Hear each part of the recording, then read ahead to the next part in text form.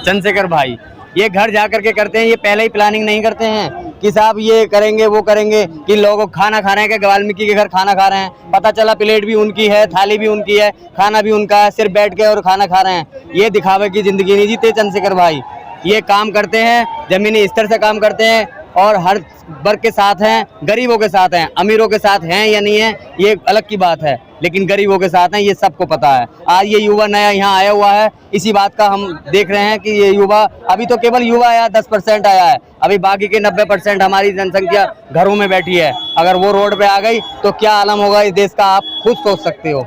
जो ये रैली होने जा रही थी पहले रामलीला मैदान में होने जा रही थी जी, रामलीला मैदान बताया जा रहा है कि वहाँ से जो परमिशन थी वो कैंसिल कर दी। नहीं, ऐसा कुछ नहीं है, मौसम के कारण भी हो सकती है, मौसम भी थोड़ा सा वो था, बरसात में भगदड़ न मच जाए, कोई ऐसा कोई वो नहीं हो जाए, उस कारण भी ये जो है हमारी प्लानिंग चेंज हुई है। कोई जरूरी नहीं है कि निगेटिव भी सोचा जाए, पॉजिटिव भी सोचा जाए। रामलीला ग्राउंड से रैली को चेंज करने का उद्देश्य ये है कि वहाँ कोई व्यवस्था नहीं थी। सपोज करिए बारिश का मौसम हो रहा, वहाँ बारिश होने लगती तो सब पब्लिक में भगदड़ मच जाती, इधर मच जाती। अब यहाँ ये स्टेडियम में है, यहाँ पब्लिक आराम से बैठी हुई है। अब बारिश नहीं हुई है कोई बात नहीं, बारिश आने वाली है तो ये पब्लिक यहाँ कवर हो जाएगी। भगदड़ तो इसमें ही मच रही है क्योंकि जो है अंदर जगह नहीं है। कौन कह रहा है अंदर भगदड़ मच रही है? हम अभी अंदर से आने, कोई भगदड़ नहीं मच रही है, बड़ी शांति पूर्वक वहाँ हो रही है, कोई भगदड़ नहीं मच रही है। ये संख्या में लोग वहाँ पे बैठे ना, उतनी संख्या बाहर भी खड़े हैं, जितनी संख्या में वहाँ लोग बैठे हैं उससे कई गुना बाहर हैं। उसका उद्देश्य ये है कि कम से कम अगर बारिश आती है तो ये लोग आपस में, यहाँ सामने स्पेस है, यहाँ पे एडजस्ट कर सकते हैं। हमें स्टेडियम परिसर में ही है। हमारी ताकत अंदर जाना नहीं, हमारी ताकत यहाँ दिखाना है। जो हम ताकत यहाँ दिखाने आए हैं वो हम अपनी ताकत अपनी कंटिन्यू यहाँ दिखा रहे हैं। जरूरी नहीं कि हम चंद्रशेखर भाई के पास खड़े होकर अपनी ताकत दिखाएं, यहाँ उनके समर्थन में आकर यहाँ भी हम अपनी ताकत दिखा सकते हैं, जो हम यहाँ दिखा रहे हैं और कंटिन्यू दिखाते रहेंगे। क्या लग रहा है इससे कुछ असर पड़ेगा? बिल्कुल पड़ेगा। हर कीमत पे सरकार को, सुप्रीम कोर्ट को ये अपना आदेश वापस लेना पड़ेगा, लिखित में वापस लेना पड़ेगा। अगर ऐसा वो नहीं करती है तो उसका फिर अगला कदम उठाया जाएगा। इससे बड़ा आंदोलन होगा, इससे भी बड़ा आंदोलन होगा। अभी तो हम भाई आए हैं, उसके साथ बहनें भी आएंगी, माएँ भी आएंगी, हमारे बुजुर्ग भी आएंगे। देश जो है किसी की बपोती नहीं है, देश संविधान से चलने वाला है तो संविधान से ही चलेगा। संविधान में छेड़छाड़ करेंगे, आरक्षण को खत्म करेंगे तो हम उसे सहन नहीं करेंगे। जो हमारे आरक्षण है तो वो उसे छेड़ेंगे, उसे खत्म करेंगे तो हम बर्दाश्त नहीं करेंगे। आरक्षण को तो खत्म करने का कहीं ऐसा बोला ही नहीं है। वर्गीकरण का मतलब ये है कि धीरे धीरे उसको जो है कमजोर करके, बांट करके उसको आरक्षण खत्म करने का ये इनका। वर्गीकरण ऐसा नहीं है। वर्गीकरण का मतलब है ये कि ये वर्गीकरण और क्रीमीलेयर दो लाए हैं ये, और ये काम सुप्रीम कोर्ट का तो है नहीं, ये काम तो लोकसभा का है। लोकसभा में बिल आना चाहिए, पास होना चाहिए, तब काम करना चाहिए। सरकार पूरे बहुमत में नहीं थी, इसलिए इसने सुप्रीम कोर्ट के पाले में डाल दिया। सुप्रीम कोर्ट ने वो आदेश कर दिया नहीं करना चाहिए। अब क्रीमीलेयर है क्या?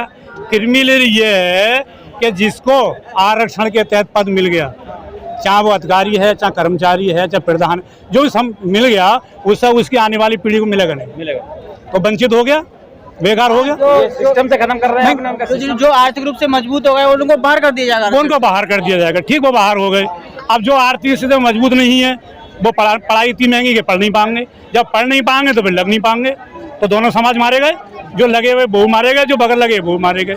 अब क्रीमीलेयर जो लागू सुप्रीम कोर्ट ने करा है वो सुप्रीम कोर्ट अपने सुप्रीम कोर्ट में देखे कि डीवाई चंद्रचूड़ी के दादा वकील जज, उनके बाप जज, अब डीवाई चंद्रचूड़ी जज हो गए, तो ये गलत तरीका है, ये नहीं होना चाहिए। हम सुप्रीम कोर्ट से आदेश पुनः प्रार्थना करते हैं कि इस पर पुनः विचार करें और जो हमारा बाबा साहब का संविधान है, आरक्षण जो हमें दिया है वो ही हमें पुनः दिया जाए। हमें वर्गीकरण करके हमारे भाइयों में आपस में हमें न लड़ाया जाए। आरक्षण को आप छोड़ते क्यों नहीं है? क्योंकि अब तो बहुत समय हो गया आरक्षण को लेते। ठीक, आरक्षण को आप छोड़ते क्यों नहीं? इन्होंने हमसे छुआछूत क्यों नहीं छोड़ी? बताइए, घोड़ी हमने चढ़ने नहीं दिया जाता।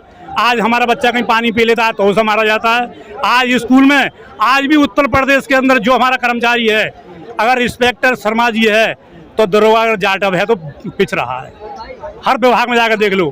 तो ये हमसे छुआछूत क्यों नहीं छोड़ते भाई? जिस दिन ये छुआछूत छोड़ दें, हमें बराबर मान लें, आरक्षण खत्म कर दें। अब आरक्षण है क्या?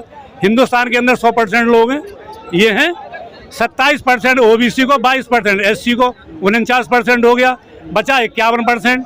49% में हम 85% है तो हमें 49% है, और जब 15% है तो इन्हें 50%, फिर भी 10% LW के नोट दे दिया।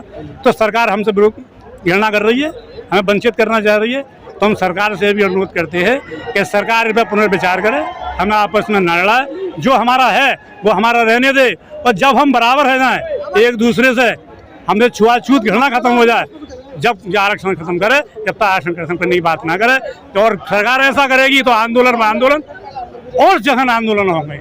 हर जितने भी बहुजन के नेता हैं, चाहे कोई भी हो, चाहे चिराग पासवान जी हों, चाहे बहन जी हों, चाहे चंद्रशेखर जी हों, चाहे वो अठावले जी हों, वो सब एक मंच को आएंगे, इस खटिया खड़ी करेंगे। इसलिए हम चिता रहे हैं, 21 तारीख को भी सताया ज्ञापन देकर राष्ट्रपति के लिए, क्योंकि हम युद्ध नहीं चाहते, हम संविधान को मानने वाले बौद्धिस्ट हैं, बुद्धि से काम लेना चाहते हैं। हम नहीं चाहते कि हमारे बच्चे पीड़ित हो और परेशान हो और ये संघर्ष हो।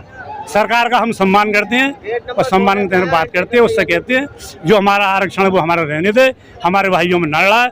और हमारे भाइयों की इतनी हितैषी है तो जितने भी लोग हैं उन्हें संविधान से हटाकर परमानेंट कर दे, उन्हें 30-40 हज़ार की नौकरी कर दे, क्या दिक्कत है। जैसे यूपी में मायावती ने करी थी, वाल्मीकि समाज के लिए लोग आज 40-50 हज़ार ले रहे हैं।